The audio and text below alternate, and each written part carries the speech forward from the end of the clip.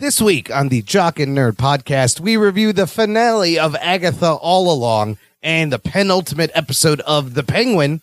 Plus, Marvel teases their 2025 TV shows with a look-ahead video, trailer reactions to Star Wars' Skeleton Crew, Squid Game Season 2, new Godzilla movie in the works from the -1 director, and more. All in this edition of the Jock and Nerd Weekly for Monday, November 4th, 2024.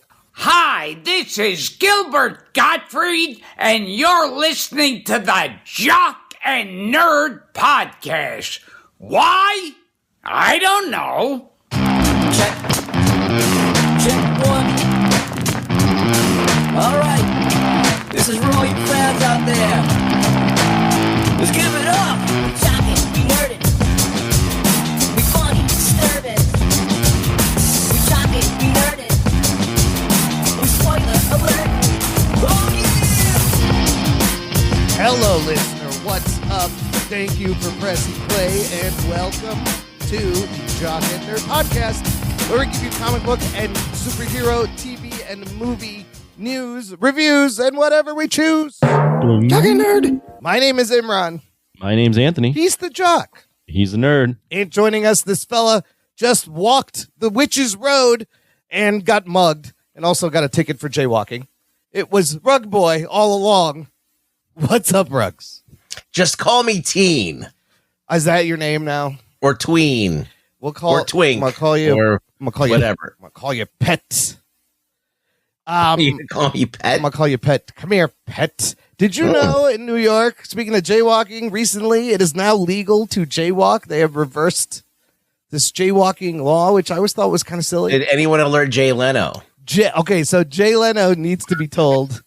Yeah. And also to the drivers of New York. No one got that joke. But I think people got to. There's going to be a lot of. Look it up. I think there's going to be a lot of pedestrian deaths coming with people on their phones just walking into the street.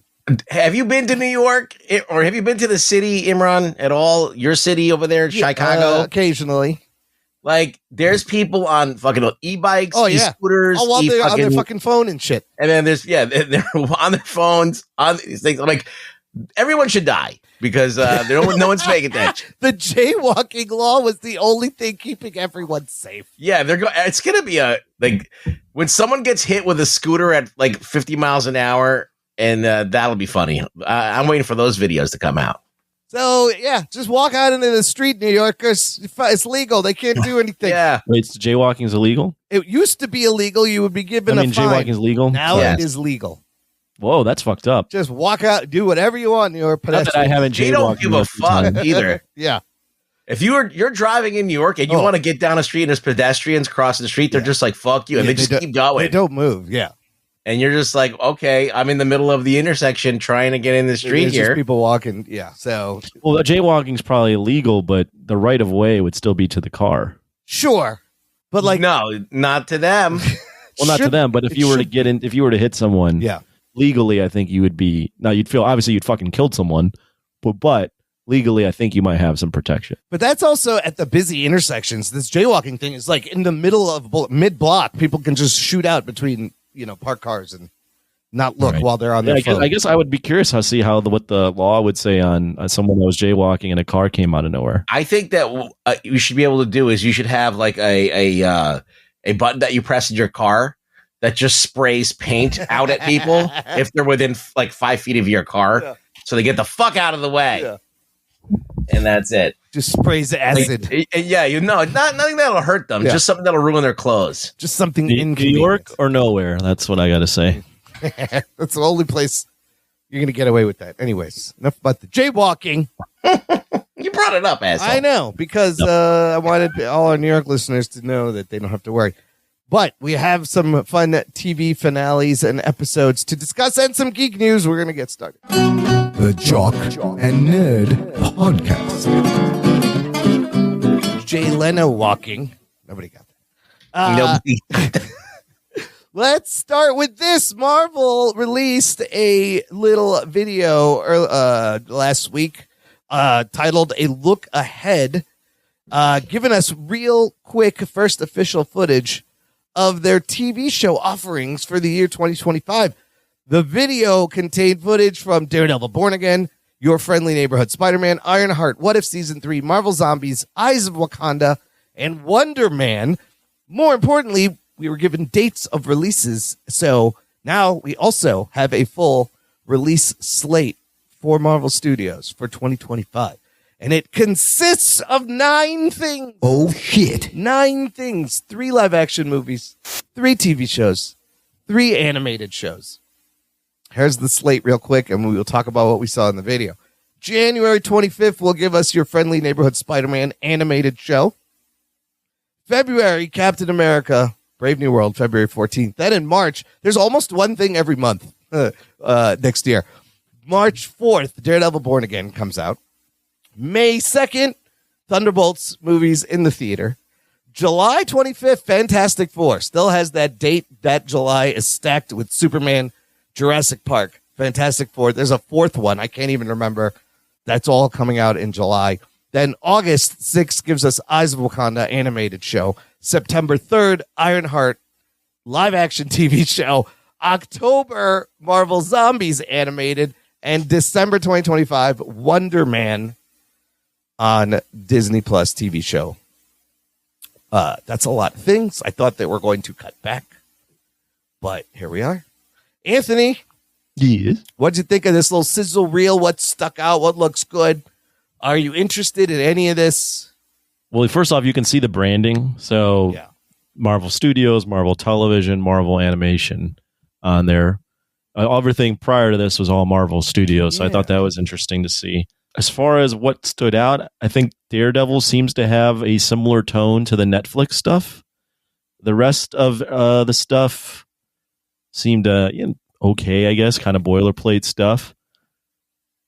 I was surprised I'm on the animation. I didn't realize Eyes of Wakanda was animated. Yeah, a lot of people that's surprised that is an animated, like a prequel, I guess, of Wakanda. It does seem like there is a lot of stuff, although I think the way Marvel is working now, I clearly can see at least a hierarchy where the movies are most important, the TV shows are next, and then the animation is probably the third most important. Yeah, they're kind of like tiered and on their own little kind of buckets. So I think that makes it a little bit more easy to digest because they're not saying everything is appointment viewing, and we'll get into how that's extrapolated with Agatha here in a little bit, but I think that makes it a little easier for the viewer because then they can pick and choose the things they want, and they can say, hey, I'm just going to stick with the movies. Right. You'd be fine with that.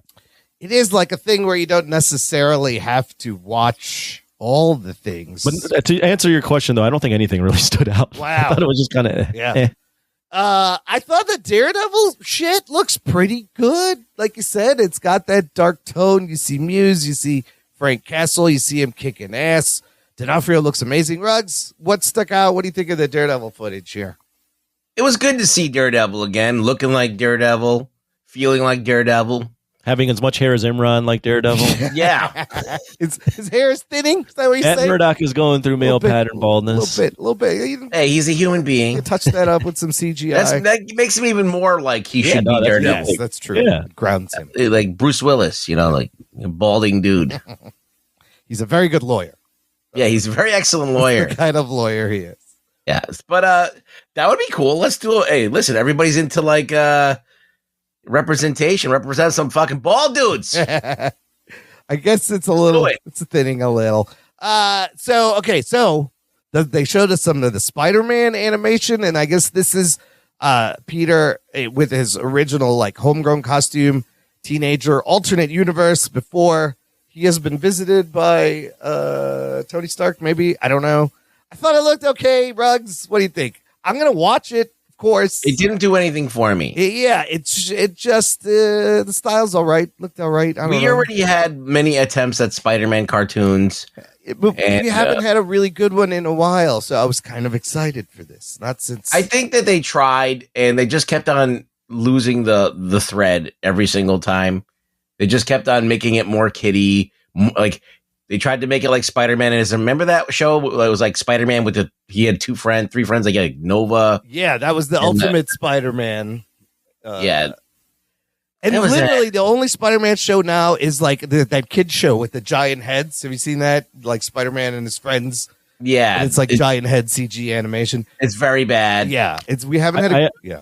I have a quick comment. I'm sorry to interrupt. I have a quick comment on Daredevil before we get too far away from it. Yeah. As I'm rewatching the trailer. Yeah. The one thing I do wish they didn't do in the previous Marvel shows that makes me, it doesn't say, I don't think it ruins the character, but it makes me less excited about their conflict, is I wish that in Echo and Hawkeye, they didn't completely shit on Kingpin for those two shows. Yeah. Because it makes him not as menacing as he was coming out of the Netflix stuff. So when I see him in conflict with Daredevil, although I still go, old buddies, old rivals, is glad to see the band back together. I also think they've taken a little bit of the wind out of that character's sails by having him get nerfed by those other characters in other shows. I mean, you almost have to kind of forget that. I mean, they did the same. Maybe that's the intent, is maybe you just forget those things happened. They did the same thing I'm with certainly going to forget Echo happened, because I don't think Marvel gives a shit about Echo the way they released that. I do think Hawkeye, that female version of Hawkeye, is still important to Marvel, so we'll probably see her back. But I would be more than okay to never see that actress play Echo or that character ever come on screen again. Well, also, this is a fist that I think he's like running for mayor of New York City, so it might be a different kind of Fisk, and maybe it works. He's not blind in this, is he? Yeah, So no. Did his eyes okay? Didn't she shoot him in the eye? It's fine. He's got that robot eye and shit now. Simply an inconvenience. Yeah, it's barely a thing. I got shot in the head. Sorry to interrupt there, but I had to put that in. I got shot in the head. So they have a lot of work to do with this Kingpin after what you said, but I think you're absolutely right. But there's a lot of things going on. There's like Muse and White Tiger and Frank Castle and all this shit. So it's gonna be interesting to see how it plays out. What about the Ironheart footage? The suit looks kind of cool, but I was like, okay, I don't know. Ironheart? I don't know. Yeah, she's got like this legit suit. You see Anthony Ramos, and he's supposed to be. Does anybody talk about that Black Panther movie? Not so much. With no Black Panther in it? Yeah, the Ironheart suit, I mean, it does look a little better. I'm willing to give that show a chance, but that movie, she was kind of shoehorned into that movie, so it made actually kind of like halted the introduction. The was a little bit messed up. You didn't actually need her in the movie for that movie to even exist. It was unnecessary, and the suit looked terrible in that movie. And they've done that better in like Civil War, where they introduced Black Panther. Like that was a lot better handled. But just think about that movie though. No one talks about it. No one ever reads. You know what? It's very forgettable, and it's such a shame because Namor. They introduced two major characters. Fucking Namor. It should have been more about Namor. You didn't need shoehorning the Riri Williams. I wanted to see more Namor with whoever was going to be Black Panther action. That movie's like okay. It's okay. But yeah, it's not exactly the most memorable movie, especially considering the hype that came into it. But like a heartfelt, fitting tribute, though, right? They had to do that, and that was the best part. I think, but also that ruined. Yes. That part of it, the movie also threw that movie into a tailspin that they never really recovered out of. I just think they should have just recast and continued. Yes, and Namor should have been a huge thing. It should have been him versus T'Challa, a whole fucking movie. They wasted so much time on that. Yeah, that's what you need. I don't disagree, especially when you look at the fact that they recasted William Hurt's character. These characters. I don't know how I felt about it back then, but I have come to the opinion now that these characters are bigger than any actor, so they probably should have just recasted it. I mean, they all are, and they're pulling a switcheroo with Tony Stark, but what do you mean? Just like bringing him back as somebody else, which is like kind of crazy. Well, that's another topic. That's different. You know what? For me, the most surprising thing was the look at fucking Wonder Man with Yahya Abdul-Mateen II playing Simon Williams, and he's showing up for an audition for Wonder Man, and fucking Ben Kingsley. You kidding me? Trevor Slattery's going to be in this. Oh, yeah. I was like, holy shit. If this is supposed to be a comedy, I'm not sure.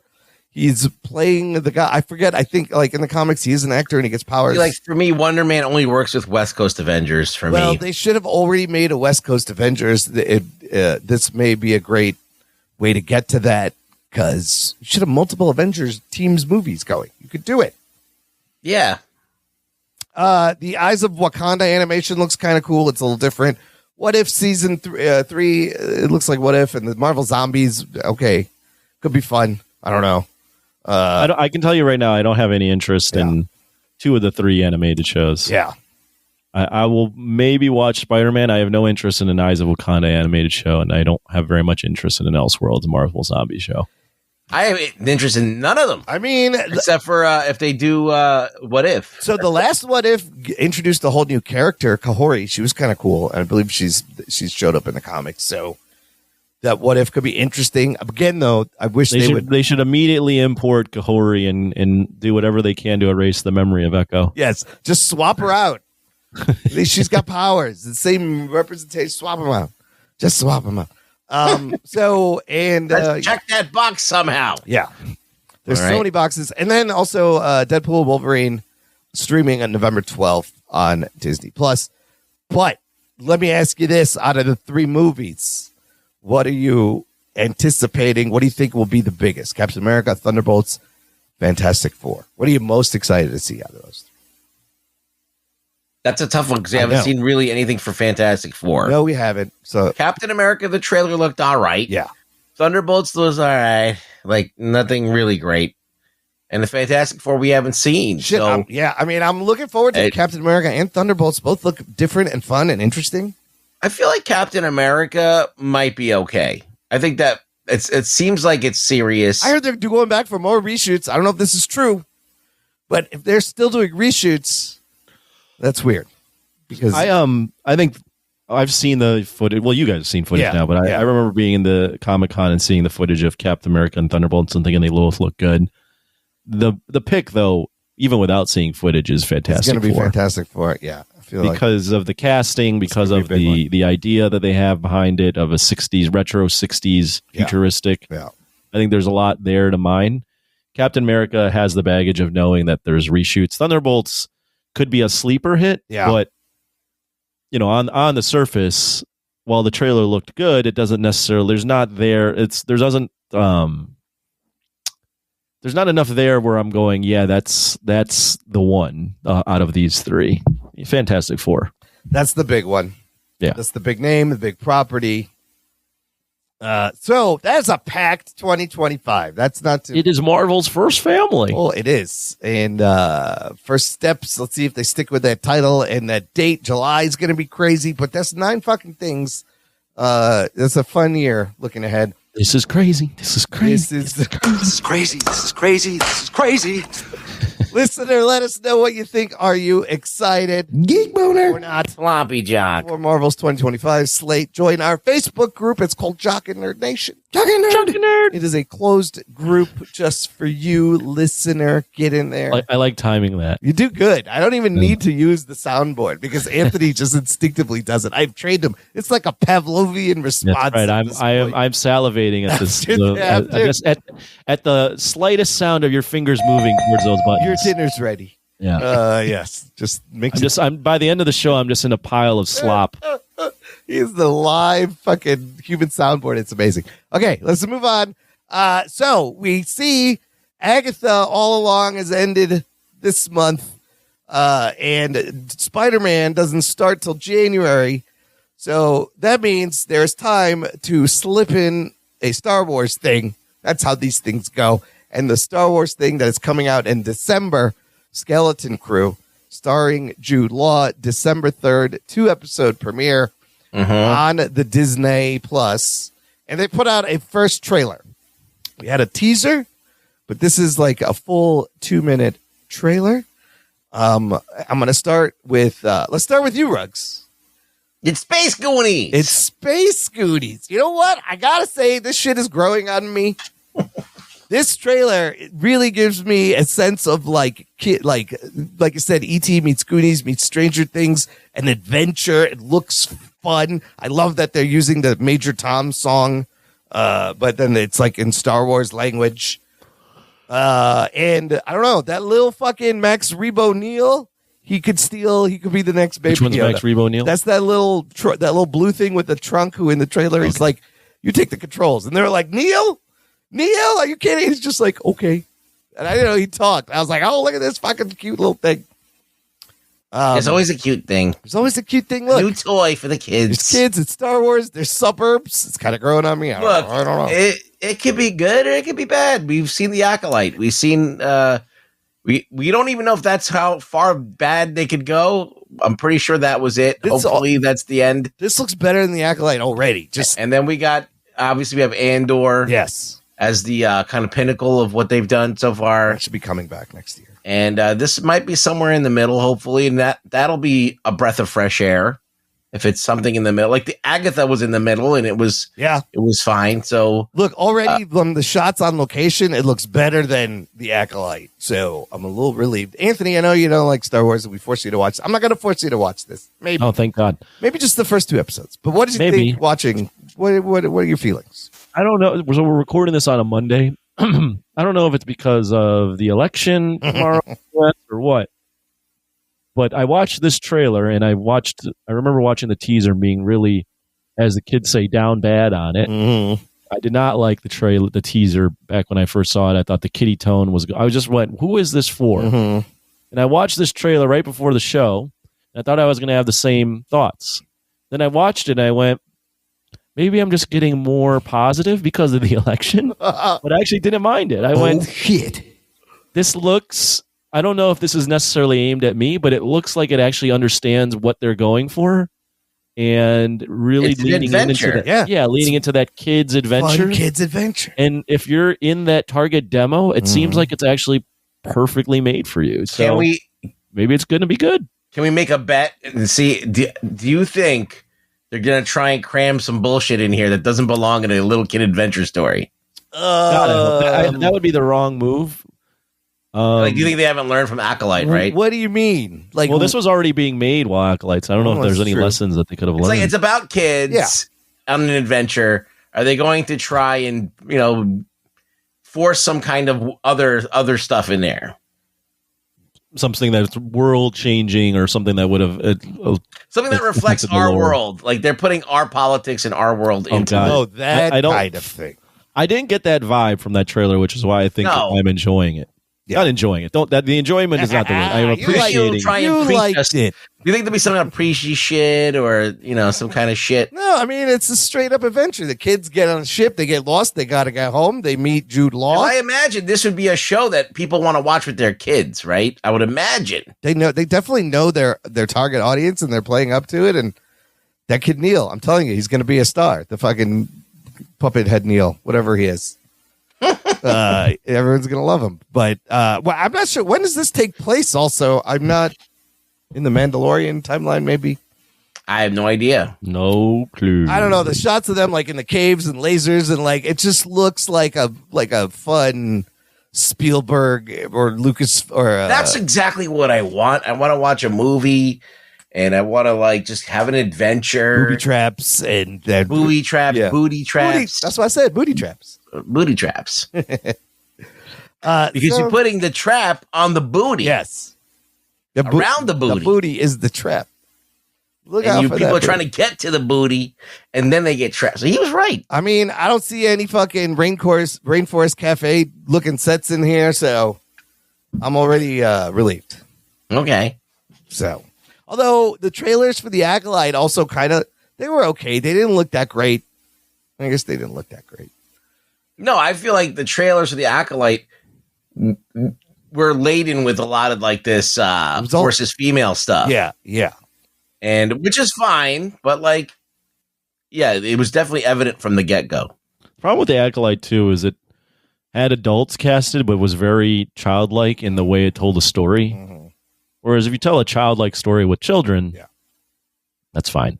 Yeah, if you got wish fulfillment and just crazy space adventure. I was surprised. I watched the trailer. Me too.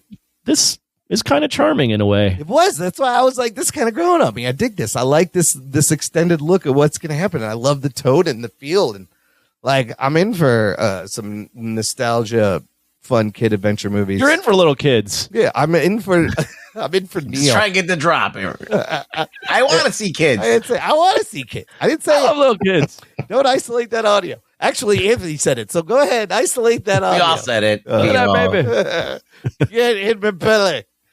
Baby in my belly. Okay. Baby back ribs. Teases, baby back ribs. I want my baby back. So that's December 3rd, Skeleton Crew. And then later in December on Netflix for Christmas, post-Christmas gift, Squid Game Season 2. I'm already geek boner. I'm already geek for this one. I love the first one. They put out their first teaser. And apparently you got the dude coming back playing player 456. What'd you guys think of this? You see, they're playing. A lot of the questions were, is he going to go back? Are they going to play the same games? And yes, you see red light, green light. You see him confess to everyone, I have played these games before. You see him trying to make a different outcome and save people, but I don't know if that's going to work. Anthony, what'd you think? For a second, I blanked on what we were even talking about. Squid I know, games. no, I know here. I remember now. This is another trailer. So I was watching the trailer right before the show, and I went, man, this is stupid. Why the hell would he ever go back into the game? And then I see what he's doing, and then that's the hook for the show, and I went, fuck, I'm in again. Yeah. Fuck, I don't know why he would ever go back, yes. but now I want to see why he thinks he can go back and change anything. They so say I want to that- see, and I think that's an interesting dynamic of having someone in the game Yeah. that knows how the game is going and tries to convince these people to get out of it, and then they're all like, "Fuck you, we're playing, we're greedy, Yeah. we'll kill each other for the money." We don't care. Yeah. I want to see how he fucks up the game, or if he can fuck up. Yeah, the game. if he already knows. But that was my question, and the guy even asks him in the trailer, "Why would you come back?" And he's like, "To try to save you." But do they know? Do they recognize him? Isn't that cheating if you played the game before? Ruggs, what do you think? Are you in for Squid Games 2? Yeah, sure. Good shit. No, I'm all about this. I want to see this show. I like the show. I know that they're talking about making a remake of it, an American remake. Yes. Oh God, But that's a bad but idea. I think that the OG is the way to go. It's weird seeing this guy back after him being in the Acolyte. Oh yeah, right.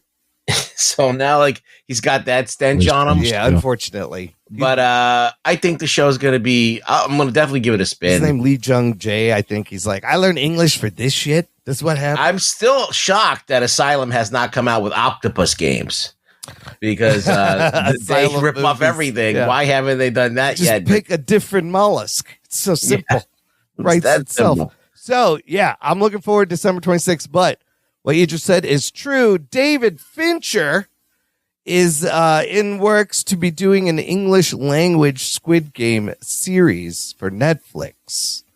And there's not really more details more than that. Now, in the game, in the universe, you do learn that there are Squid Games like in different countries, right? So this could easily be a great spin-off extension. It's like a Squid Game.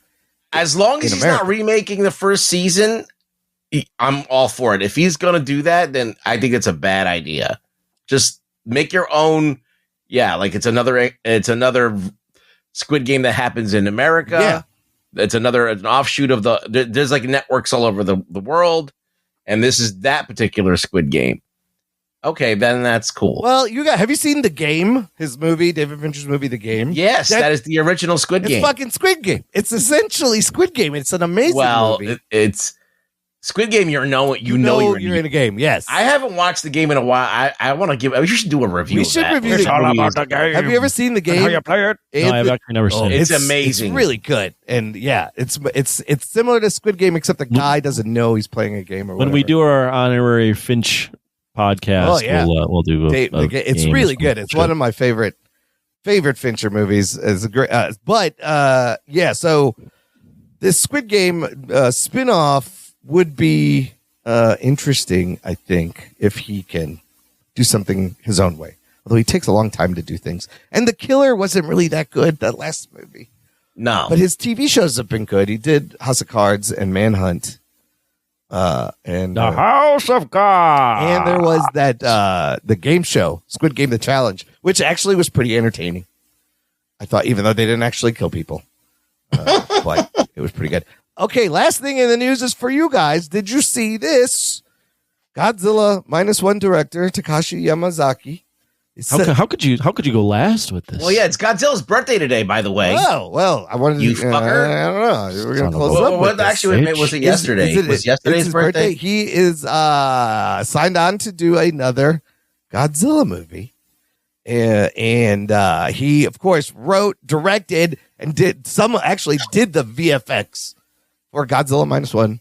Made that He's a huge reason that movie for maybe $10 million. It looked amazing. Happy birthday to the big G-Man. But what do you guys want to see him do?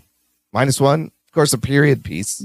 We don't know if it's going to be a continuation of -1, like a direct sequel, or it can be like that Godzilla at the end of the movie is still beating heart, is floating around. Oh, maybe it takes him a bunch of years to return, and then it's flashes forward like a few decades. Maybe that's what happens. Maybe it's the 70s and we get some Gigan. You know, because that's when Gigan and Hedorah work the best, is in the 70s. That was one thought I had, is just do one in every decade. Just move like a decade or so ahead. And they should have like all the 70s music and like the weird fucking disco where people have fish on their heads and shit like that. They should do all the whole thing. Anthony, you want to see a sequel or a standalone Godzilla movie from him next? I think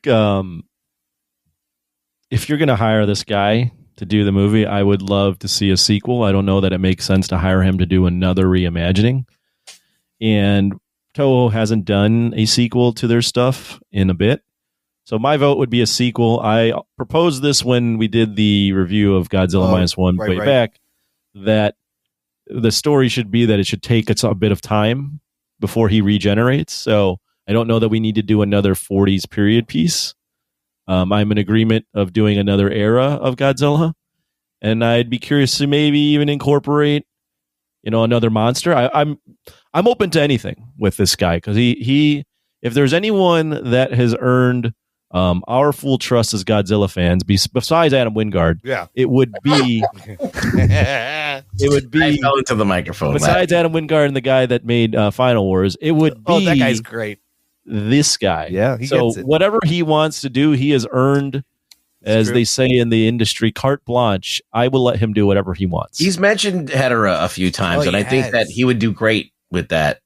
I would love to see him take a 70s monster and reimagine it in a way that makes sense now and it can be treated seriously.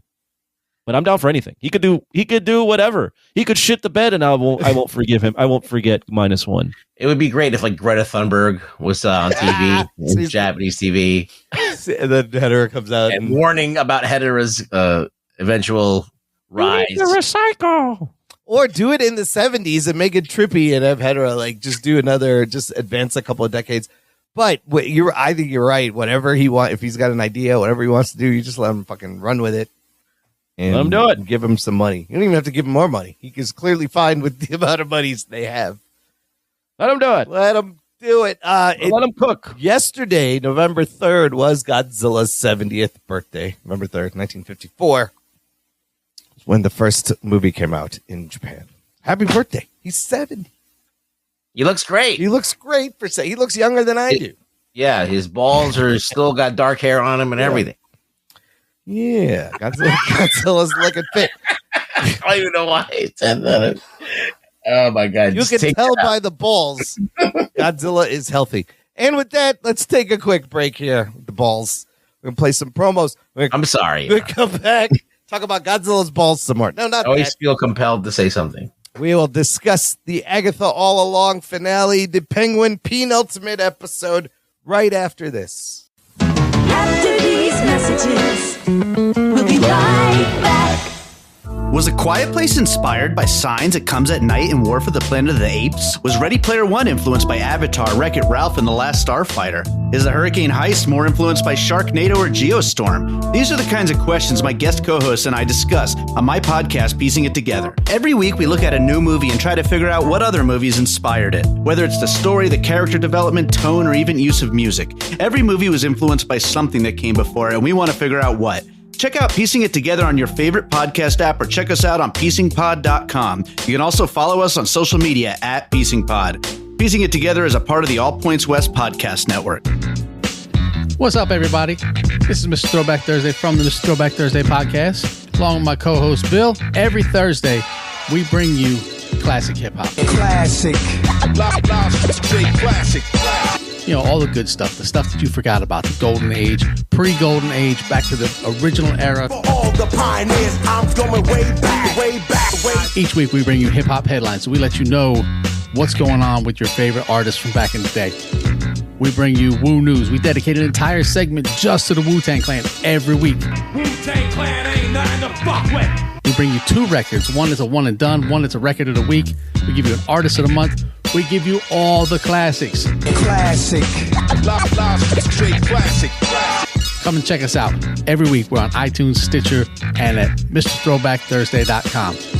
And if you remember nothing else, always remember, new school stale, old school fresh.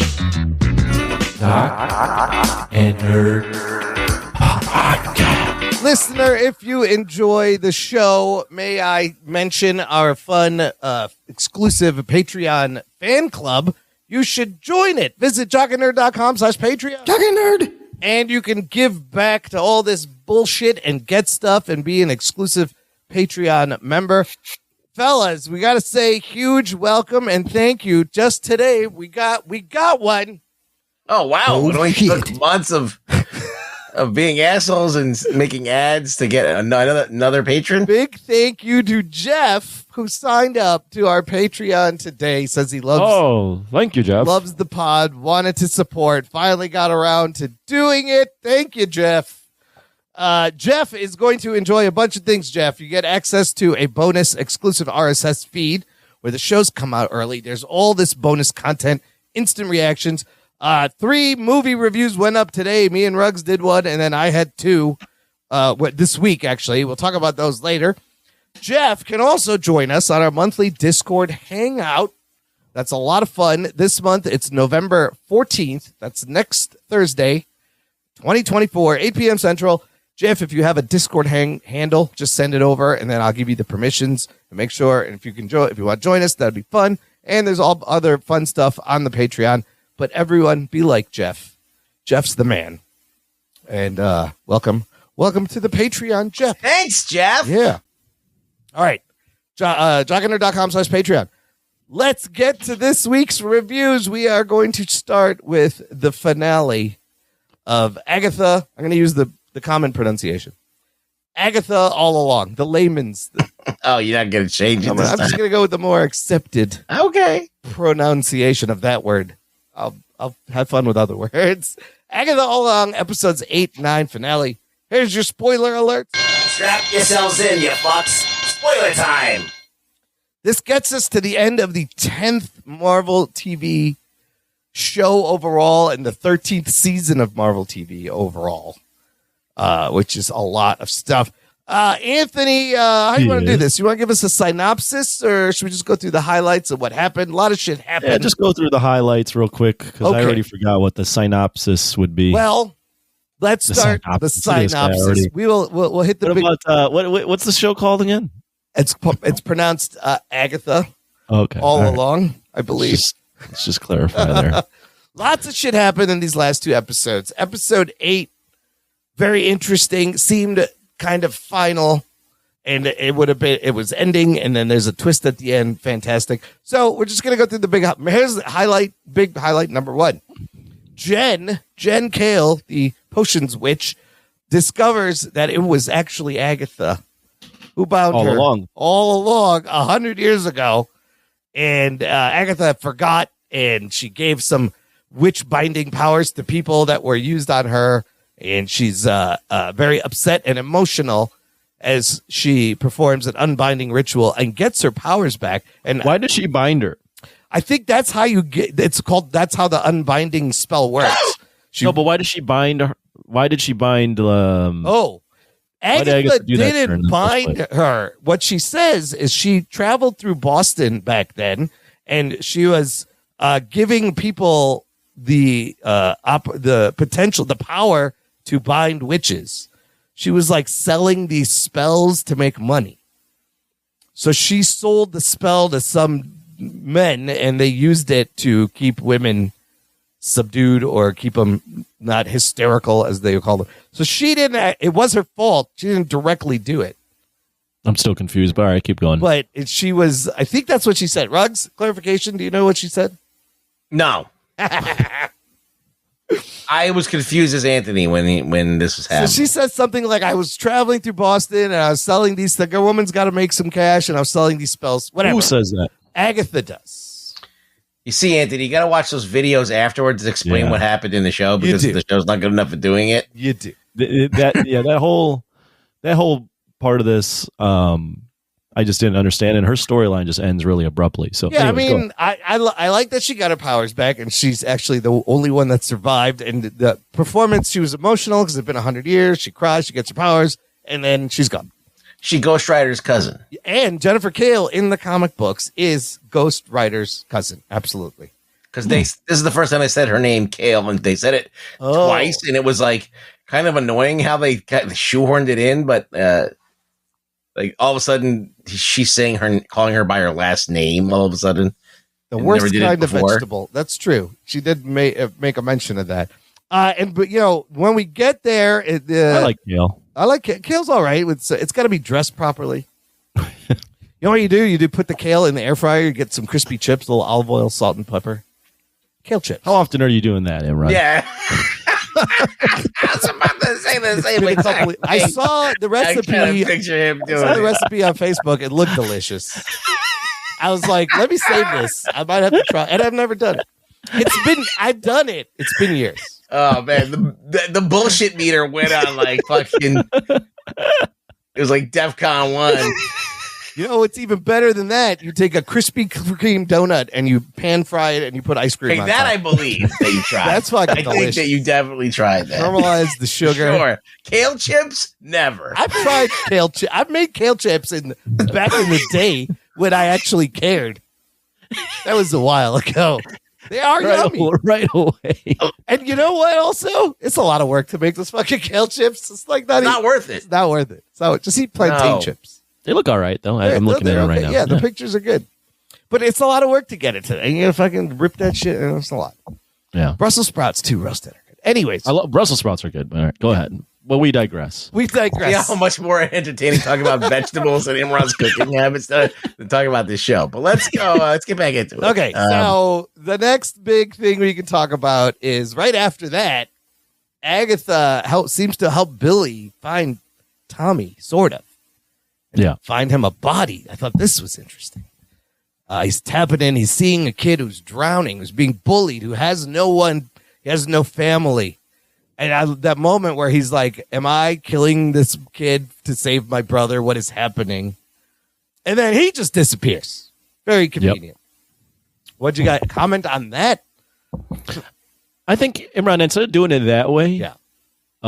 Because I think it's hard for me, at least. I don't know how Ruggs feels. It's hard for me to talk about the show without talking about just the totality of what we saw. Okay. So maybe just run through the highlights of 8 and 9, and then we can talk about it as a whole. Because okay, no problem. I know what happens at the end, so it's hard to even compartmentalize and be like, hey, I think what I think about Tommy means this because I know what happened later. Okay, so this is basically what we find out. Jennifer finds out Agatha bound her. She gets her shit back. Boom, she's gone. Agatha helps Billy find his brother, sort of. Boom, he's gone. And then Agatha plants a dandelion with a tear in the crack that's there, and it grows. The place collapses. She comes out to face... Doesn't she plant it with a hair from her son that she kept in the locket? Underneath. So in the locket was hair from her son, but there was also a stem from a dandelion. It was a dandelion thing that you blow off. She adds her tear and plants that in the dirt, and the dandelion pops out. Life emerges. And then she's got to deal with death because they have made an agreement that Agatha will deliver Billy to death, and the death will leave Agatha alone. And they're fighting, and Agatha's losing, and then we just saw Billy disappear. Billy gives her the powers. And boom, he pops back. Full Wiccan outfit, kind of dope, floats down with his hands glowing and shit, and he offers her power, and she actually doesn't kill him. She takes just what she needs and stops. But the big moment is Agatha throws him under the bus. She tells Billy, one of us has to go with her. And she goes, I should go. And Billy's like, no, I should go. And Agatha's like, well, you heard him. He said he wants to go. Go ahead. I was like, oh, that's fucking cold, Agatha. And Billy's like, what the fuck? And she's walking away. And Billy telepathically reaches out and just says to her, is this how Nikki died? And that's enough to stop her.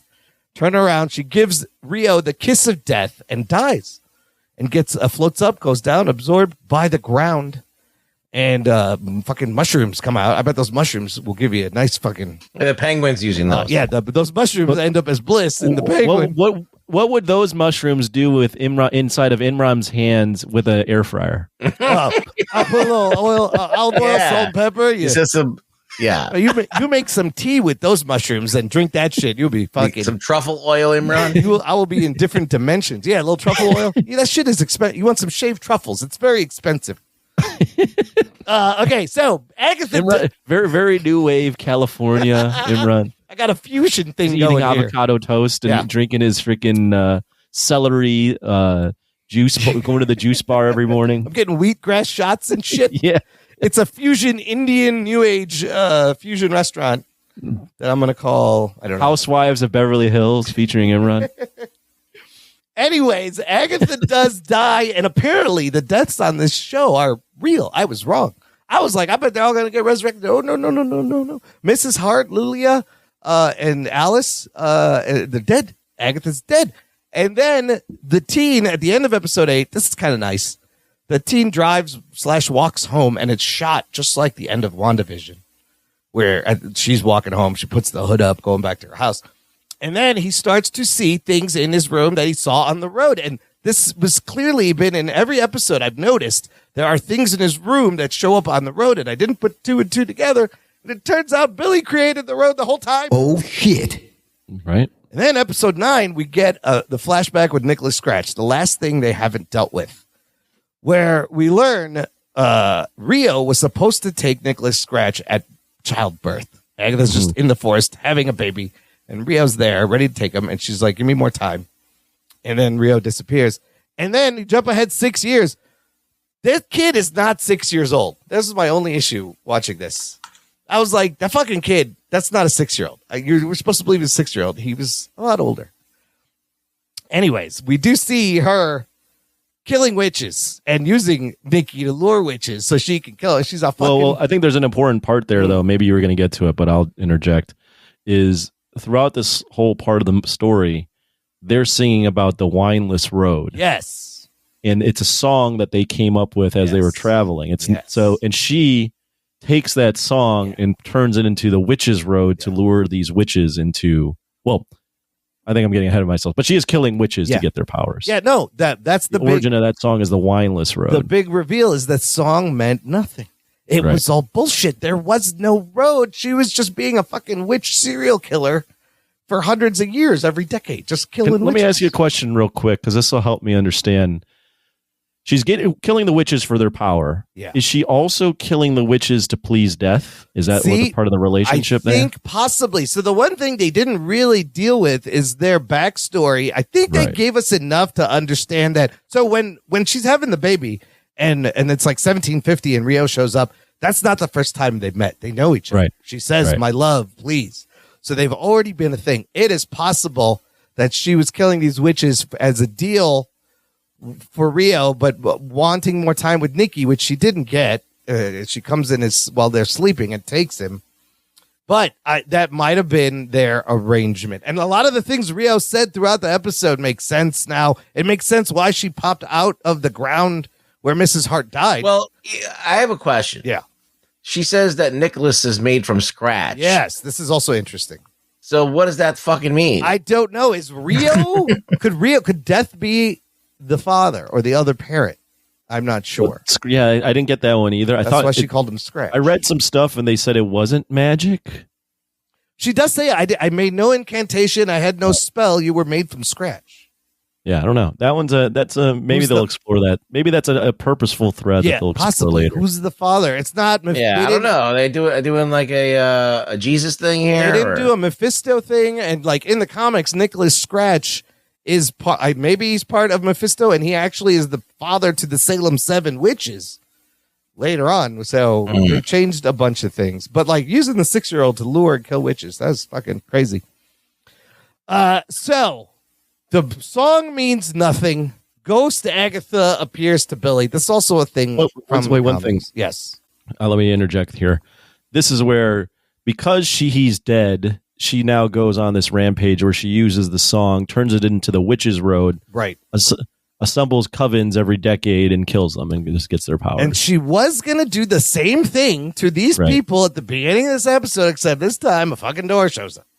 Right. And now if you watch that back, she's as surprised as everyone else. Because Billy's there. Because Billy mad. So you got Billy, as the kids say, manifests it. Billy's got to be as strong as Wanda. Like her reality hex and from WandaVision, he's essentially doing the same thing. He had a hex underground. Like that's a strong fucking power that he didn't. Yep. And so is he responsible for all the deaths? They do have that conversation. In a way, yes. You know, he kind of is. So the deaths were real, even though all of this was made up.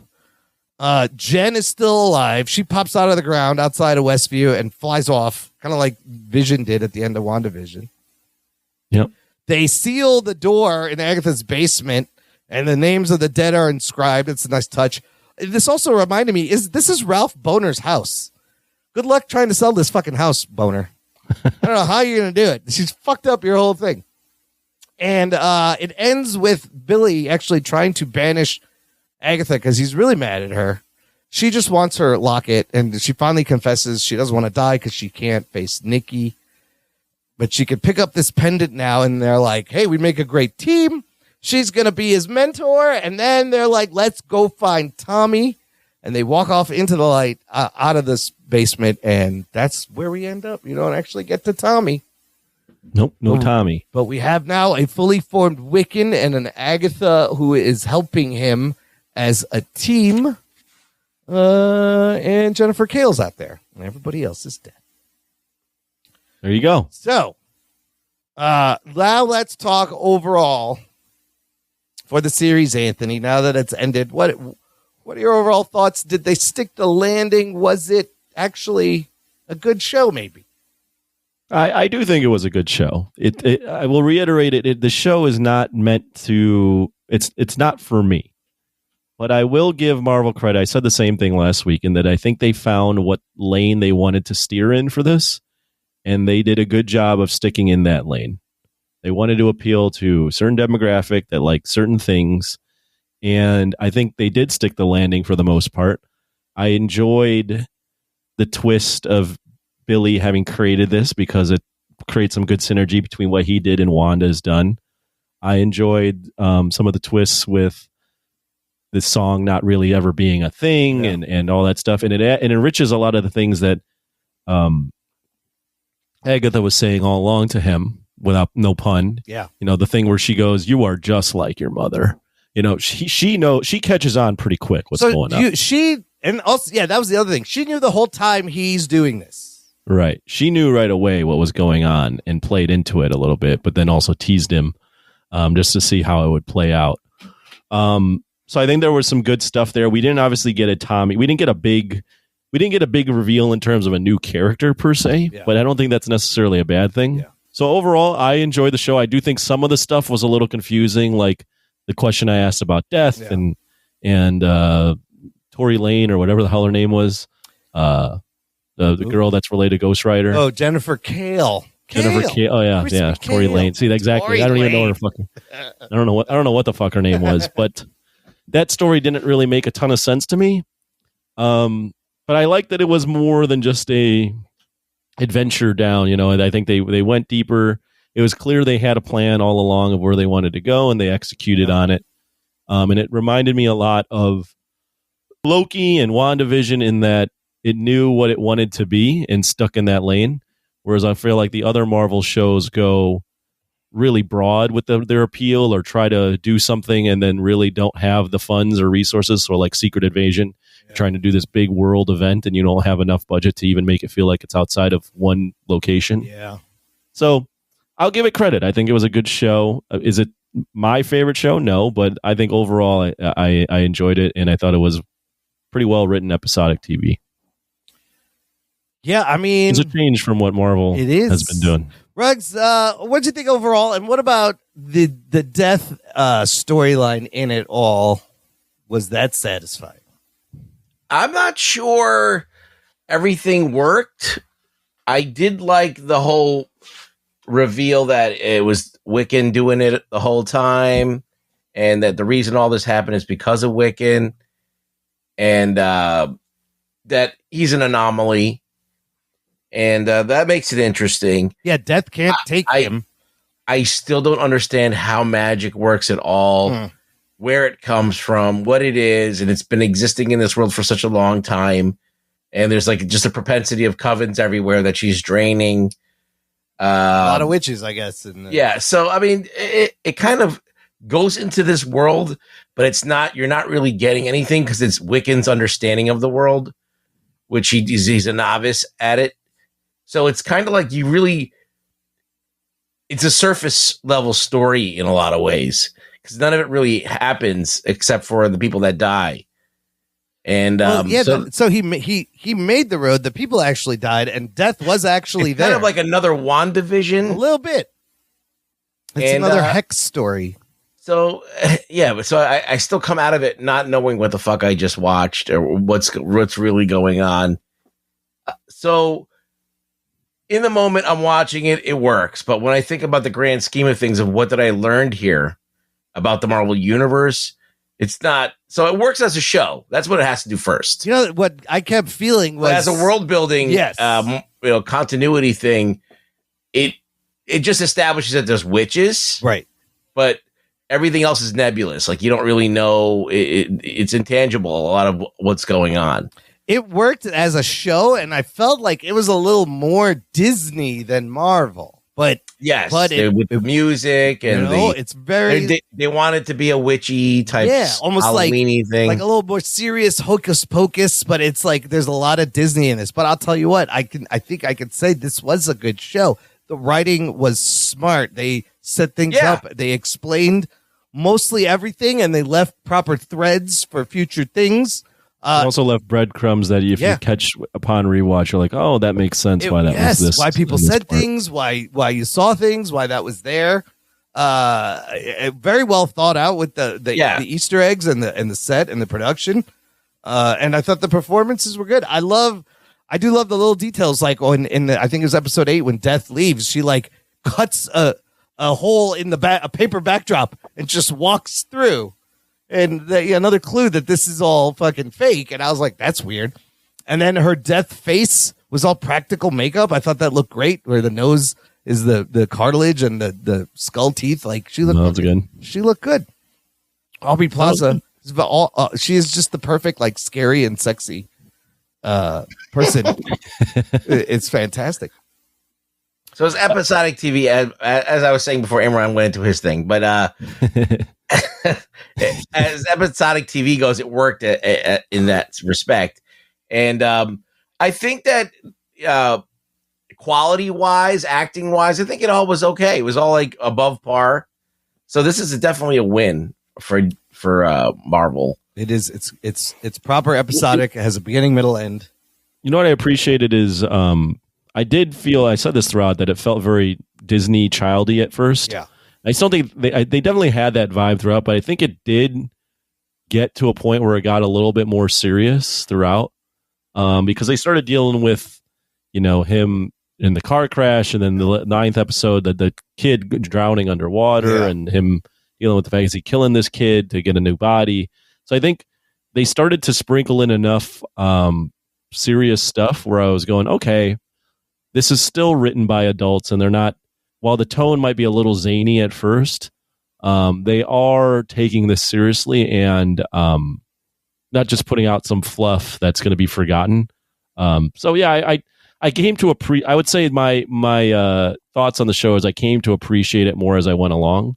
It's not something that I'll ever probably throw on again. I don't know what it means to the wider Marvel universe. I don't even know if it needs to mean anything to that other than maybe like Wanda or Vision.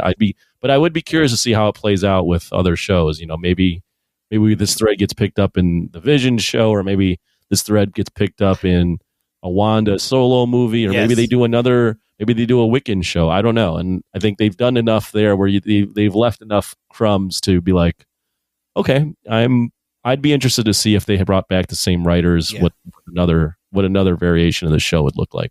So the show is supposed to be a trilogy, the middle part of a trilogy, WandaVision being the first part, this show, and then the Vision show being the third part. So I think that's exactly what's going to happen.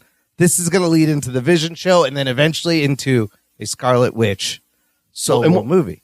One thing that bears mentioning leading up to the show, me, my friends, you guys, everyone, we're just completely shitting on an Agatha show. Yeah, yes. And while I don't know that the show was necessary per se, I do think they found a way to craft something that was worth watching. Yeah. And was not just a joke. Yeah. And that's more to be said about what they did for this, because the similar show that I would bring up that they carved out of nothing that was complete shit and everyone ever wanted it was Echo. So we've seen another variation of this where they take a character that no one really gravitates to, make a show out of it, and it's just complete shit. So kudos to them for taking a character that no one Agatha, I guess Catherine Hahn made that character, so there's probably more hype behind her than what do you think is the thing that works the best? Like, why did this show work where the other one didn't? Well, two things right off the bat. Number one, the main actor is way better. Yeah.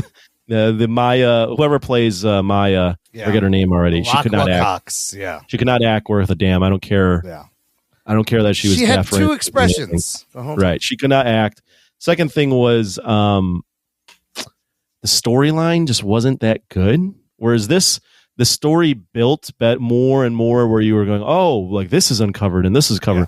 The other story, I mean, by the end, we get this reveal that she's this all magical being and all this stuff. Yeah, and that was all over. Just kind of sputters out. Yeah, it was just all over the place. Yeah. So the acting and story, which is like basically the two main things that you can have in the show. So it was just better. No, the tying into the lore, the callbacks to WandaVision, the fact that it was another like watch for Easter egg show and proper episodic writing, great cliffhangers, good mystery. Like I think that was the trepidation, was it was being unfairly compared to Echo. I feel like number one, they were working off of WandaVision. Yeah.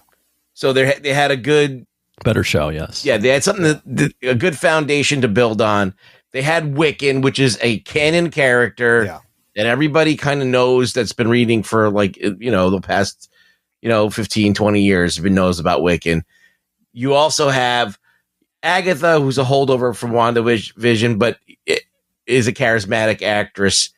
And there was this song that was decent. Yeah, the song was actually catchy. And you had this kind of weird convention that they're walking down the road, and it's very much of Wizard of Oz, and very much every episode you go to a different era or just some kind of different interesting thing, and it's someone's story during that episode, and they have to kind of solve their problem or whatever. So they had all these conventions that were episodic. Yep. And I think Echo tried to make this like long movie. Yeah, Echo was not episodes, and you're right. It didn't have enough things to keep you from week to week, and it was just not engaging. This show was confident. They knew who the show was for, where they were going, and they got there and they delivered. Like actually, everything clicked. Even though this show is something I probably would not have watched had not Imran made me watch it, it still had enough good writing and all that stuff to make me not mind watching it. And I think that that's something that a lot of shows don't do. Like a lot of these shows, like I'll watch an episode and be like, I'm not going to watch any more of this. Yeah. This is no point in watching this. So this one, I was like, all right, if I have to watch another episode, cool. Like maybe I'll learn something, or I'll go through a fun little adventure in this. And it'll be all tied up at the end of the episode, and move on to the next thing next week. And just the resolution of the Maximoff kids, I think that's huge. Bringing Wiccan to life and having Ghost Agatha, those are pretty big. I think it's not the last we're going to see of them. So it fit in the lore, in the storyline, and I think it added a couple of things. A lot of witches. Now they have said, the showrunner has said Wanda was never in the conversation to show up on the show. It's really because she would overtake the thing. It was really Agatha's story and really Billy's story. But the boyfriend, Eddie, there were plans. In the comics, Teddy Altman is the Hulkling. And I think it's also Wiccan's boyfriend. So in the show, it was Eddie, and he might have been planned to be the Hulkling. I don't know how that works. I don't know how Hulkling is a thing, where he gets any of that Hulk shit from. But that didn't happen. Marvel still hasn't really made it so like there's a lot of powered people running around. Like all of these powers are kind of the Ant-Man suit, the Iron Man suit. Yeah. Spider-Man's got powers, but they never really get into why he has powers. That's true.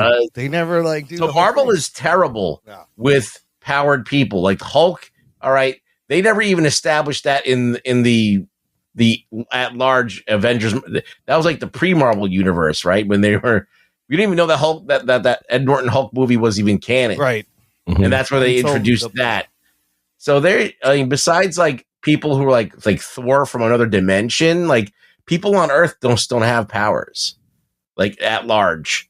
And now we got all these witches that are doing it's great, which is weird. But all right, well, I guess that's really all. Really, as far as discussion, the show it kind of stuck the landing and gave us Wiccan, and that's it. I don't know. Should we let's rate it? Rate it. Sure. Rank it. Now I want you to rank it amongst these shows. We got WandaVision, Falcon and the Winter Soldier, Loki, 2 seasons of that, Hawkeye, Moon Knight, Miss Marvel, She-Hulk, Secret Invasion, Echo, and there was also 2 seasons of What If, but that's a separate thing. Anthony, give me a number. Yes. Where does this land for you? This show for me is a solid 7.5. Okay. The shows I have in front of it are Loki and WandaVision. Although I would say that this show sticks the landing better than WandaVision. Ah, interesting. Yeah, I would say that this show has a better ending. But overall, I enjoyed WandaVision more week to week. And I could say if I enjoyed witches in this type of genre of stories, I would could say this is an 8.5. So, but I don't. So I'm going with 7.5. I think the clear best show is season 1 and 2 of Loki, though. I don't think it gets any better than that ending to Loki season 2. Yeah. So okay, Rugs. This is hard. I don't know. I'm gonna give it a 7. Okay. I liked it. I think it's solid. I say not my particular field of interest, characters of interest, but not the kind of show I want to see. I want to see a superhero show with action and shit. But okay, we'll watch a fun little romp here through the Wizard of Oz or whatever you want to call it. It's middle of the pack for me. I think I'd rather watch something like Loki or something like that, but it's not as bad as She-Hulk. It's not as bad as a lot of the stuff that they've had. Yeah. Like that Hawkeye wasn't the greatest. I do like Moon Knight though. I still like Moon Knight. I like the Moon Knight. So it's kind of underneath Moon Knight, I would say. Okay, yeah, I kind of feel I think 7.5 is a good score, and it's middle of the pack, maybe just above middle for me. My favorites are love WandaVision. I love the Loki 2 seasons. Miss Marvel. Let's not forget Miss Marvel. Right. And I did love Moon Knight, but it's definitely better than your She-Hulk, your Echo, your Secret Invasion. I think Agatha was better than Miss Marvel. Personally, I think Agatha's better than Miss Marvel. You think Agatha's better than Miss Marvel? I think it's better than both of those shows. Somewhere in the Hawkeye, I don't know. Hawkeye's. I have it third. We got Hawkeye third. Better than all those. No, I have Agatha. You have Agatha third. It's better than all those. Okay.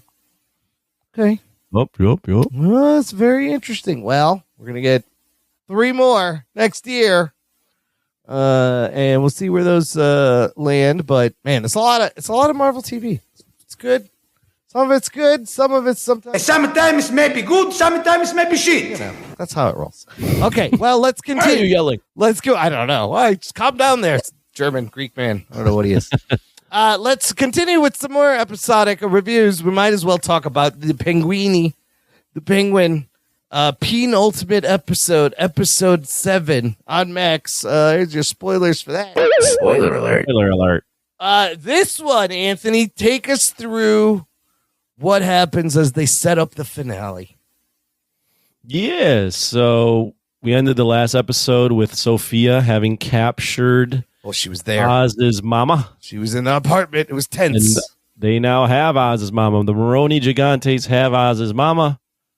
And we begin this episode with a flashback to when Oz was a little boy. And we realize how his brothers were taken away from him. And it was because of him. He did it. Fucking psycho. He did it. That selfish prick. I cannot believe I was beside Sociopath. myself. I was like, "Are you fucking kidding me?" You just locked and never like did it. Wait. Let's nothing let's happened. just when he is looking at his brothers, and you could that kid, by the way, it's amazing. You can clearly see how jealous he is of his brothers taking away his mother's time. It's so fucking creepy.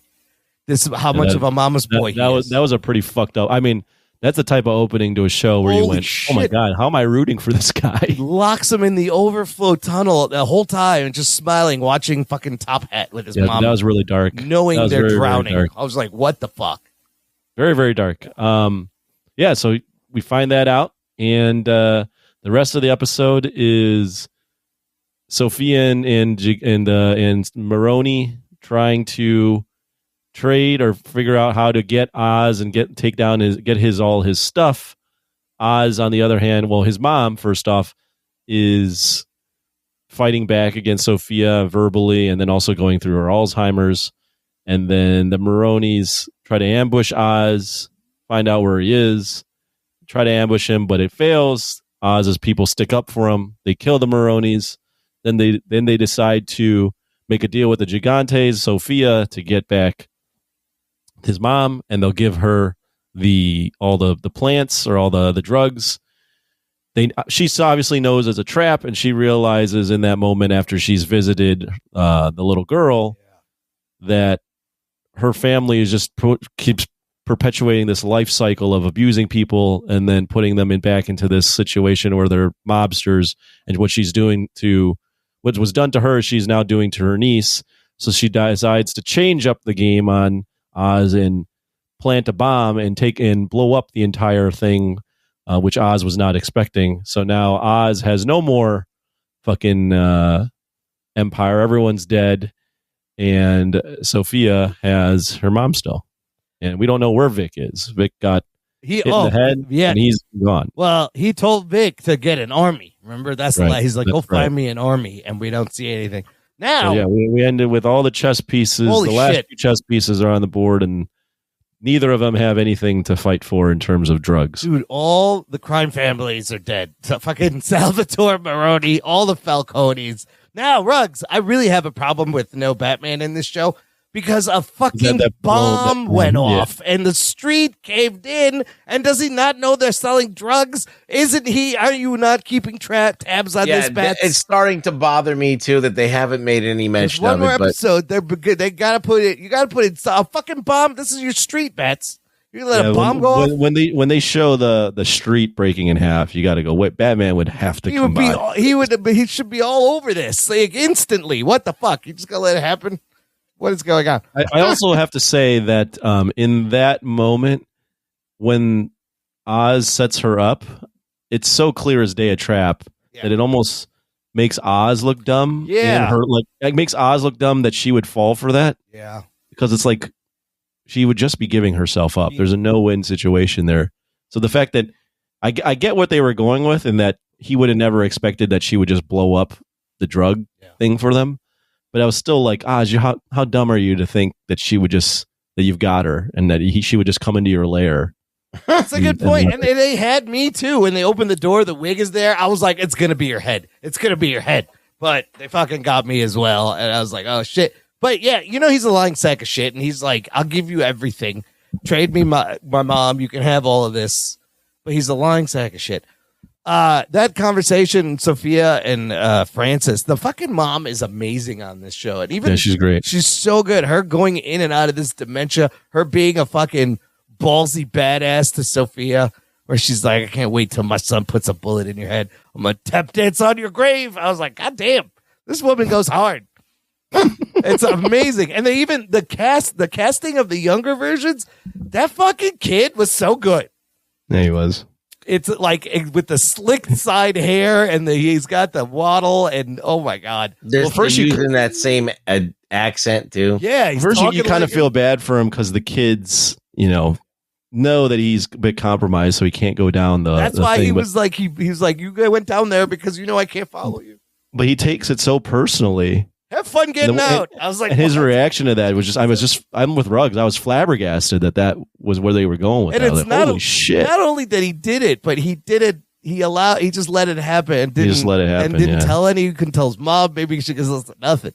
He's just chilling in her lap as it's raining and just smiling. He got what he wanted. See, I just don't think that plays because her mom would be so despondent. Yeah, she's like, where are they? Like the rest of her life. And he would. Well, she didn't know. She doesn't be know. able to get his. Yeah, I don't know. I mean, that's that was a. I agree. I don't. If he really loved his mom, he couldn't do that to her. Well, do you think he tells her? This is a lie. He never told her. No, but what do you think he does in the next episode? No, I think someone's gonna find out. His lies always get exposed. I thought she was dying this episode. How is that gonna come out? Yeah, I don't know. I don't know. I thought she was dead this episode. This is my theory. I'm just gonna throw it out there. Since this big explosion happens, then the police got to come and they find the bones in there, and and then they finally solve the thing. Yeah, and it is also pretty twisted. Yes. That he has his lair be the place that he killed all them. He jumps down the tunnel he killed his brothers with to save himself from the blast. I was like, oh, and remember when he first walked in, they focus on that door, and I was like, oh, why are they showing that door? Well, here's the thing, though. I as I'm thinking about it, I do think that Batman's villains all are very layered characters. So I think by adding this piece, while I didn't see that coming, and I don't know that I would always agree with it, it does make the Penguin even has more depth than I already thought he has. Was that like the birth? And it almost inserts him into, because Penguin's always been kind of this crime boss that doesn't really fit with the other villains. Yeah. The other villains are all psychopaths. Yeah. But in a way, he's also a psychopath when you throw in this thing. Or at least you throw in he's a psychopath and his temper, all that kind of stuff. It's like his little origin story. It's like the birth of Oswald being a psychopath. But then when she dresses up and takes him to go dancing at the club, that's also very strange. That she's just dancing with a child in this club, but that's what they take her. I thought that was weird. And then she's begging him to get him out of there as a child. And he's like, Ma, I'll get you everything you deserve, Ma. I'll get to it. Don't worry. It would have probably resonated more if he had seen her from afar, her life, and then been like, I'm going to get her out. Not necessarily going, yeah, Ma, I'm going to get you out of here. Like, I'm a little bit of a mama's boy, but this is fucking something else. How old do you think he was at that point? Fuck. That character. Like 12? Yeah, I don't think at 12 I was telling my mom I'm going to get her out. I know. I'm going to get you everything you get, Ma. Everything you Imran, I want to get out of the city to Naperville. I'll be like, bring me there. Ma, fuck off. Bring me the biryani. Yes, I want to be like, Mom, why am I turning white? If you could stop me from turning white, Ma, I'll do what I can. But I'm dealing with some shit right now. Look at my fingers. You see this? Look at my goddamn fingers. You did this. No. This is not mayonnaise. I can't wipe it off. I mean, Imran would be the best Batman villain ever. I would. I'm already like the Spot or fucking Two-Face. Like, I might as well be morphing into things. I also love Sophia's little arc in this, where she visits Gia, and she doesn't want to lie to Gia, right? Gia saw a gas mask, and she straight out asked her, "Did you kill them?" And she goes, I wouldn't do that. But she was like, they were all very bad people. And they Well, I don't think she was planning. I think she was planning to lie to her until she saw that Gia was cutting herself. Yes, because and now was like, I'm not going to perpetuate this misery. I'm she's just doing to her what happened to Sophia, right? And then that realization, she's like, where Dr. Julian is like, what do you want? And she goes, I want freedom and I want Oz to suffer. So I don't think she wants to be the head of a crime family. No, she doesn't want. She's doing the same thing. Her father is still looming over her. Yeah, but you know what? I call bullshit on that too, because she could have just went to Sicily when they said she could have just fucked off. Yeah, and she could have fucked up and just spent the money, and she could have. Well, I think she's always known in her heart that Oz. Well, she knew that Oz fucked her initially. She wants revenge. She on also, Oz. in her heart, knew that Oz had something to do with her brother's death. Yeah. So I think that's the motivation to stick around. Is like, I'm going to fucking kill this guy. Yeah, she's got to bug up her ass She got a about. lot. Look, I don't blame her. She got a lot of beefs with Oz. Her whole life got fucked I would up. I would want him to suffer too, and that means killing his fucking mom in front of him or something. So Yeah. I'm very worried for Frances. But there's also the thing where she asked Oz to take her out if she got bad. So I don't think Frances makes it out of the next episode. Here's the ending. I'm just coming up with this right now.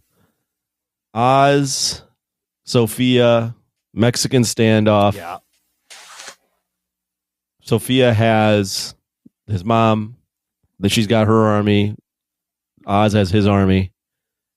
And Batman shows up and saves Oz's mom. Saves Oz's mom. Right. Yeah, that's never gonna happen. But you that know, would be awesome. Well, you got Vic though. He's the wild card. So I think that Oz is going to shoot his mom. Oh yeah, to take yeah, her yeah. out, like I mentioned that last week. I think that you might be right. he could do the ultimate. She might go through an episode Yeah. where she's just stuck in it now. And he's gonna it's a mercy kill, but also takes her off the board. And now Sophia has Kills her and then through the bullet kills Sophia. Yeah. I don't think Sophia dies. I think look, the Falcones are gone, the Maronis are gone. Oz, I think at the end, maybe Sophia does die. Maybe Oz is the now running things, and that leads into Batman 2. Because I'm still thinking like you have to deal with this shit in the second Batman movie because it was all about the Falcones and the Maronis, and now they're all gone. And power has shifted, and the politics have changed. So, man, I don't want Sophia to die though. She's fantastic. I would like to see her survive. She's good. She is So good. You got Dr. Julian as another wild card on her side. You got Vic on Oz's side. It's gonna be a good finale. I think this is going to continue into the next movie, and then you'll be done with the Penguin. Yes, the question is what power does the Penguin have by the end? I don't think they're going to have both of them in the next movie. I think it's just going to be the Penguin. It could be Sophia, man. She's compelling. She almost damn near steals the show. But if she doesn't want to be the head of a crime organization, like what's she going to do? Yeah, She's gotta right die. now the motivation for her is all just to kill Oz. That doesn't seem like there's much else. She wants left Oz of to her. suffer. I also loved how upset and disappointed Oz was that Sal died of a heart attack. He wanted to do it himself. He's like, "Oh, fuck you, man! Come on!" It's like we're supposed to go toe to toe, and he just fucking has a heart attack and dies. Hilarious. And then he just shoots his body anyways. I was like, "That's unnecessary," but okay, I get it. But. Fuck. I mean, it's a decent episode. We get another flashback. It's a good build up to Sophia has Oz and the mom, so it's all going to come to a head now. And where is the Batman? Not there. No, he's definitely not there. All right. Next week we will have the finale discussion. Let's do some news from the nation. It's time for news from the nation. It's time for news from the nation.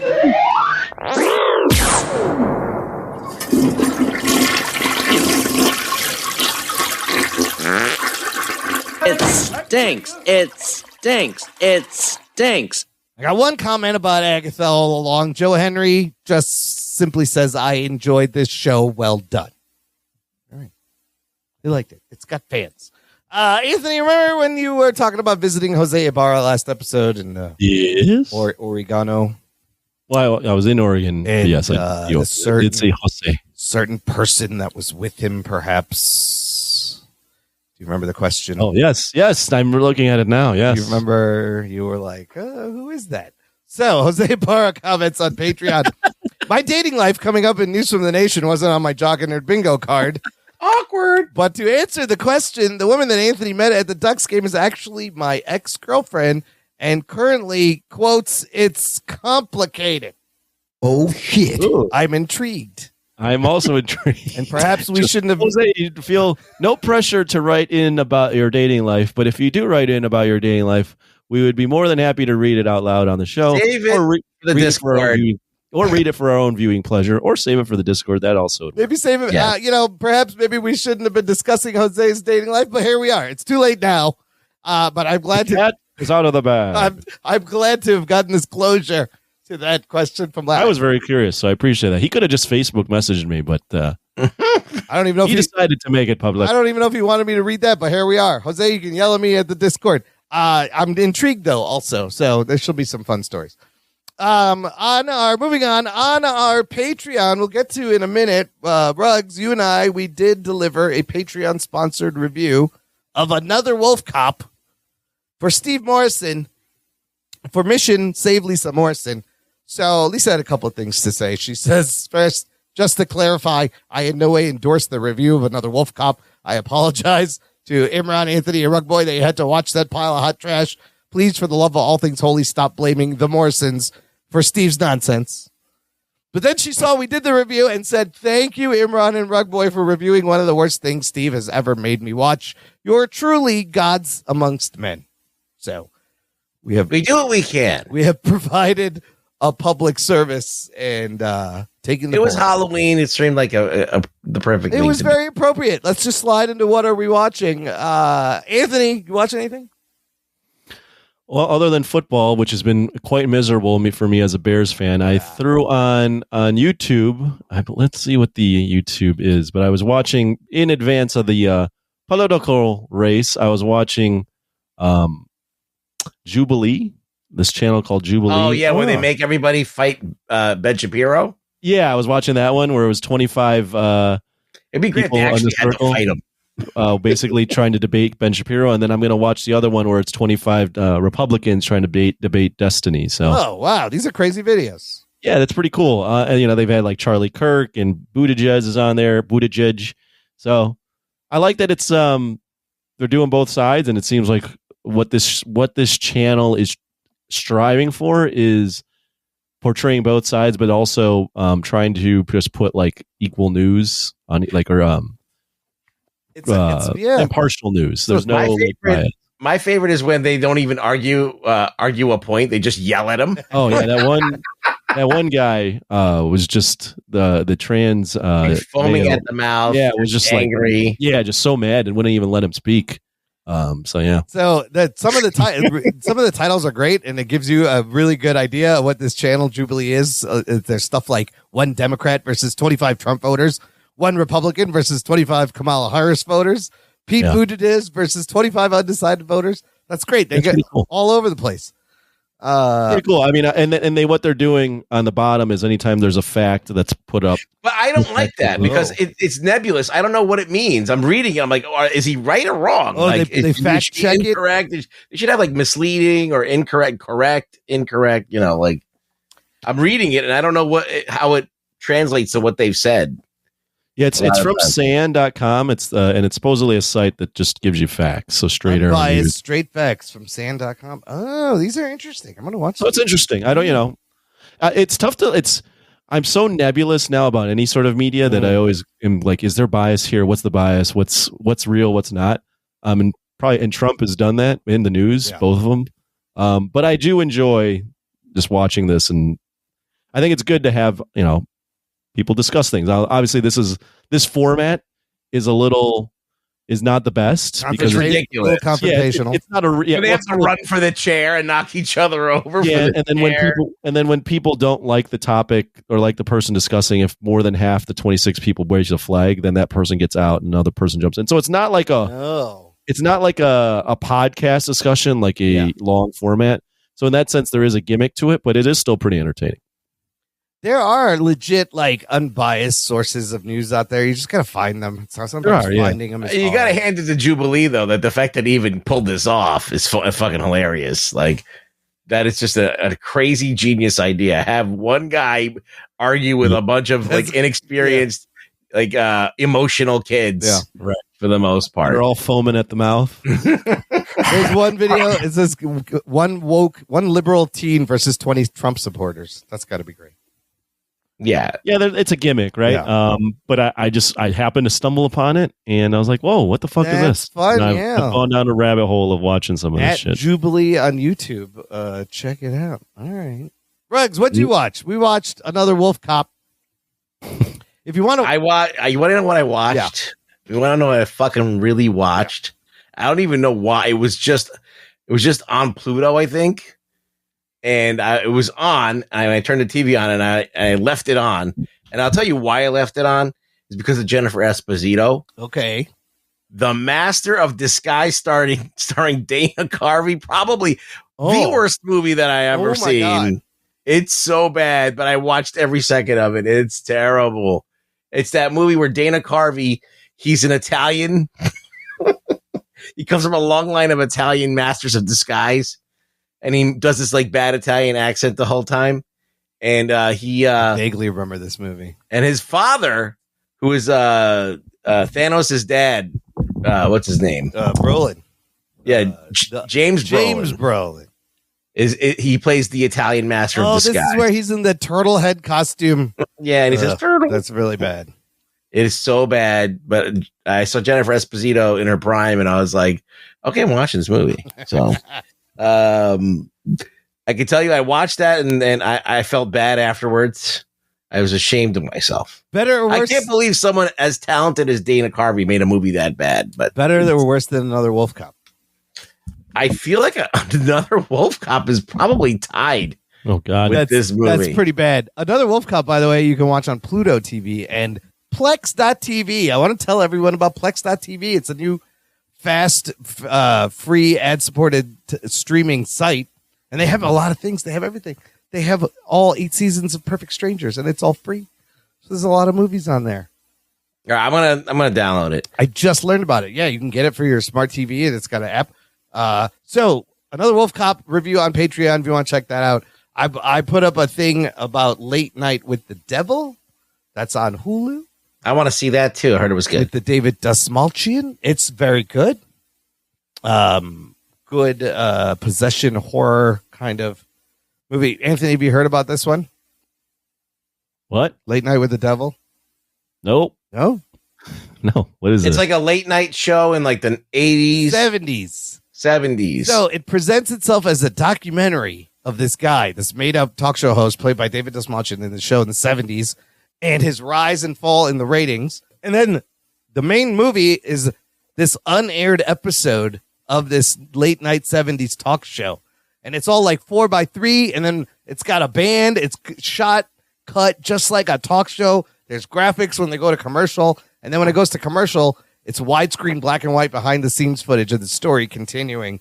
And basically, he tries to pull a stunt to get ratings, bring some paranormal people on, and I would watch it. It's really good. It's kind of a fun possession movie. But the way it was presented as this documentary into unaired lost episode of this talk show, I thought was really good. And Dastmalchian is fantastic. I heard it was good, so I want to watch it. He absolutely he's like this talk show host guy, and a bunch of things. It's very good. And then I also, Dirk Wood on Instagram recommended that movie, It's What's Inside, on Netflix. I watched that. I got a Patreon review of that. And this one is also kind of a fun Netflix thriller, sci-fi thriller. I don't want to spoil this one. I will just set it up by saying it's about a group of friends, college friends, have a reunion at this guy's house before his wedding. And there's one guy who was at the last reunion who had a little scuffle. He got expelled, arrested, but he was the games guy, and he's kind of like a Mark Zuckerberg dweeby type. So he shows up with a suitcase, and he's got a game in this suitcase. And what the game is what's the fun part of the movie. Keeps you engaged and guessing. Some fun twists at the end. Kind of a mind fuck movie where you got to pay attention. That's all I'm going to say. Check it out. It's What's Inside. It's pretty good. And then lastly, I watched this John Williams documentary on Disney Plus. It's just called Music by John Williams. Really fucking good. And you forget how many fucking things this guy has done. Oh, yeah. How many soundtracks that sound very familiar. They all sound alike. They all sound alike. But on top of, Star Wars, E.T., Superman, Indiana Jones, he did the Olympics theme. He's done stingers for television. He used to work on Gilligan's Island. You get the story of his life and how he kind of came up with these themes, and Steven Spielberg's in it, and it was very good. It was cool seeing how each of these themes were kind of brought to life and what was going on in his life. It's good. I'm just laughing because every time I say a sentence, Imran finishes it for me. I know. We're like that. We're connected. We're like brothers. Okay. That's one way to put it. He's done everything. John Williams has really done everything. He's fucking fantastic. Imran's very, very excited to speak today. Yeah. He's very alpha All right. today. Well, you guys say something. We're done. I'm done. Yeah, try. Now he turns it around. Well, you guys say something. as if he hasn't said enough when we're trying to talk. But yeah, so it was good. It's all right. No, it's good. It's very Oh, that good. looked like he's still going. Favorite John Williams score, Rugs? Star Wars is great. I love the Duel of the Fates. I think it's iconic. Superman's great too. Yeah. Right? They're all so good. Indiana Jones, Jurassic Park. Yeah, Superman always does something to me. Superman is the one, and then Star Wars is my second favorite, I would say. This guy just has made music that seemed to be inevitable. Like it was always meant to exist. And it's instantly classic and timeless and memorable. It's kind of crazy. Like you could hum just a few notes and you know exactly what movie that's from. Like that's wild. And he's done it over and over again. So he's got some fucking magic. He's working with some. He's definitely one of the top ones of all time. Magic. There's some magic there. Anyways, yeah, we're done. Look, this week, here's your homework. The Penguin finale. We will talk about the next week. And they're doing the D23 in Brazil this weekend. Oh, Brazil. Brazil D23. So expect maybe some trailers, some footage, some shit coming out of there. You know, they're going to announce a Cannonball movie. They what? Cannonball Run with Tom Selleck? No. Or is it Sunspot? Oh, whoever the Brazilian Sunspot and Cannonball. Yes. I think it's whoever the Brazilian character was in Marvel. Yeah.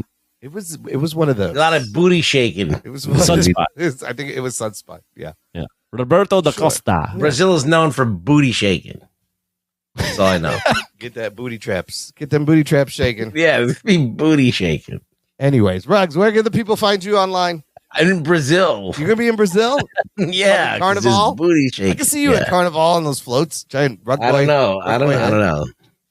Where you can find me on Rug Boy Show, where I am now announcing that I'm going to elect Keanu Reeves for president. Write it in. Write it in ballot. You can find me. I'll tell you where you can find me insurrecting. Whoever is elected, I will be insurrecting. Whatever happens, I'm fucking rioting. In my apartment. Yes. Whatever happens, we riot. No, everybody keep calm. Carry on. Do you think we'll have a show next week, Imran? If there's still country, sure. But I, for one, am looking forward to the season finale of America's Got Talent tomorrow. By the time this posts, I don't know what we're looking at. So God help us all. Strap in. So they're still putting their show on, even though it's election night, and everybody's going to be watching election results. Yeah, that seems dumb. Yeah, we can post the show on the. No, not us. We're talking about he's talking about America's Got Talent. Yeah. No, I was. That was a joke. The finale is the election is the finale of America's Got Talent. Oh, I thought you were serious. No, you see what I'm saying? Oh, Jesus. See, that went way over both of our heads. The finale of America. Because we know you actually watch America's Got Talent. Yeah, okay. I'll give you that. I do. I should have said the season finale of America. Just stop there. Yeah, of America's. America's Got Government. That would be hilarious, though, if AGT did their season finale the same night. That would be really dumb. I would vote for that a lot more. I vote for Simon I want Cowell. the dog act to win every time. That dog should win everything. Oh, the dancing dog? Oh, my God. He's amazing. It was amazing. Anyways, in the meantime, he's a beautiful dog. Listener, what you could do to help us share this show, tweet it out, post it, send it to a friend, get someone hooked. Visit our website, jockandnerd.com, for all the links on how to support and follow the show. Thank you for listening to the Jock and Nerd podcast. My name is Imran.